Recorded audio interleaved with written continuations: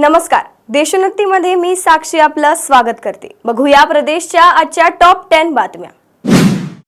पुण्यात एका महिलेने तब्बल 350 मांजरी घरात पाडल्याचा धक्कादायक प्रकार समोर आलाय। पुण्यातील हडपसर येथील मार्वल बाउंटी कोऑपरेटिव्ह हाऊसिंग सोसायटीमध्ये हा प्रकार घडला आहे। एका महिलेने तब्बल 350 मांजरी घरात पाडल्याने संपूर्ण सोसायटीमध्ये भीतीचे आणि त्रासाचे वातावरण निर्माण झाले आहे। या महिलेने तिच्या 3 BHK फ्लॅटमध्ये इतक्या मोठ्या संख्येने मांजरी ठेवल्यामुळे दुर्गंधी, आवाज आणि स्वच्छतेच्या समस्यांनी रहिवासी हैराण झाले आहेत। यामुळे रहिवाशांचा मनस्ताप वाढला आहे। राष्ट्रवादी काँग्रेसमध्ये बंडखोरी झाल्यानंतर शरद पवार यांना मिळणारे धक्का थांबत नाही। राष्ट्रवादी काँग्रेसमधून अनेक जण शरद पवार यांची साथ सोडत अजित पवार यांच्याबरोबर गेले। त्यानंतर शरद पवार यांनी पक्षाची पुन्हा उभारणी सुरू केली, परंतु शरद पवार यांच्या पक्षाला बसणारे धक्के कमी होत नाही।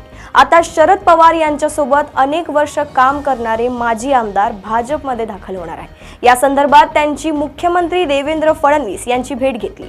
ऐन स्थानिक स्वराज्य संस्थांच्या निवडणुकांच्या पार्श्वभूमीवर जळगाव जिल्ह्यात राष्ट्रवादी काँग्रेस शरद पवार गटाला मोठा धक्का बसणार आहे। संतोष देशमुख हत्या प्रकरणातील आरोपी कृष्णा आंधळे अजूनही फरार आहे।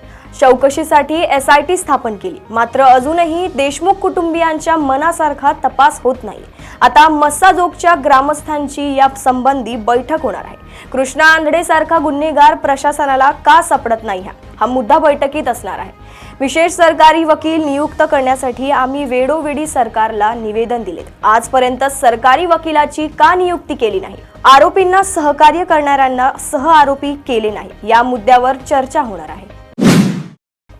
भारतात कायद्याने तिहेरी तलाक प्रथेवर बंदी आहे, पण रायगड जिल्ह्यात एका व्यक्तीने पहिली पत्नी असतानाही दुसऱ्या लग्नाची तयारी करत होता। कुठलीही कायदेशीर मान्यता नसताना फक्त 3 वेळा तलाक तलाक तलाक बोलून अब्दुल रहमान इसाने दुसरं लग्न करायला निघाला होता।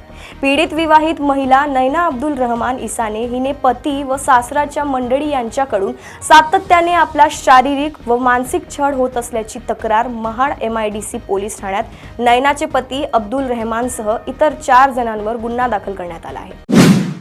कल्याण डोंबिवली पालिकेच्या ग प्रभागातील आयरेतील बेकायदा साई गॅलेक्सीचे नियमितीकरणाचे प्रकरण ऐकून घेण्यास नकार देत उच्च न्यायालयाचे न्यायमूर्ती अजय गडकरी, ॲडव्होकेट अमित बोरकर यांनी गुरुवारी हे प्रकरण फेटाळून लावले। पालिकेने नियमितीकरणासाठी दाखल केलेले अर्ज फेटाळून लावल्याने असाच आदेश आम्ही इतर सोसायट्यांच्या संदर्भात देऊ, असे स्पष्ट संकेत खंडपीठाने दिले। खंडपीठाच्या या संकेतामुळे डोंबिवलीतील महारेरातील 51 बेकायदे इमारतींवर पालिकेचा हातोडा पडणार असल्याचे स्पष्ट झाले।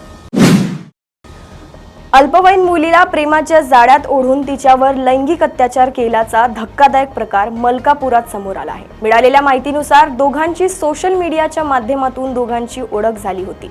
ओळखीचे रूपांतर कथित प्रेमात झाले। त्यानंतर डिसेंबर 2024 मध्ये आरोपी तरुणाने मुलीला मलकापुरातील हँगआउट नावाच्या कॅफेत नेले।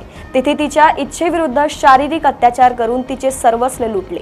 त्याच्या विरुद्ध मलकापूर पोलिसांनी पोक्सो कायद्यानुसार गुन्हा दाखल केला आहे।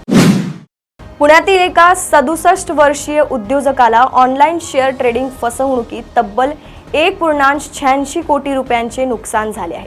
त्याने स्टॉक मार्केट ॲपचा वापर केला होता। 20 दिवसांच्या कालावधीत तक्रारदाराने 20 व्यवहार केले।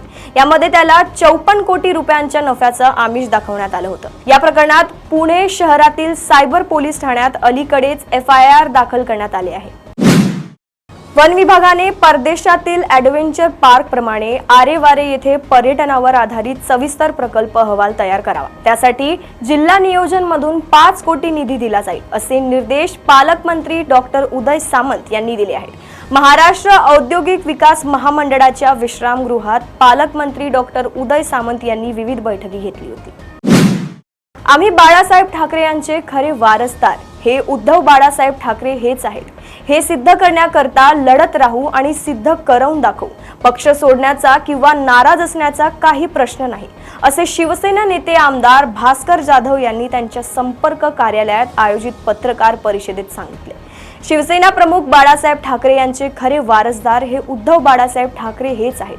परंतु विधानसभा अध्यक्ष निवडणूक आयोग यांनी खऱ्या वारसदाराला बाजूला सारून शिवसेना प्रमुखांची शिवसेना निशाणी झेंडा हा तोतया वारसदारांचे असल्याचे ठरवले हे दुर्दैवी असल्याचे त्यांनी सांगितले। विधानसभा निवडणुकीत महायुतीला प्रचंड यश मिळाले। या निवडणुकीतील महाविकास आघाडीतील राष्ट्रवादी काँग्रेस, शिवसेना, काँग्रेस या तिन्ही पक्षांना मिळून 50चा आकडाही गाठता आला नाही। त्यानंतर आता स्थानिक स्वराज्य संस्थांच्या निवडणुका होणार आहेत। या निवडणुकांची तयारी सर्वच पक्षांनी सुरू केली आहे। पुण्यात महाविकास आघाडीच्या स्थानिक नेत्यांची बैठक महानगरपालिकेच्या निवडणुकीच्या पार्श्वभूमीवर झाली। या बैठकीत मनपा निवडणुका स्वतंत्र नाही तर एकत्र लढवण्याचा निर्णय घेण्यात आलाय। त्यामुळे पुणे मनपाची निवडणूक चुरशीची होणार आहे।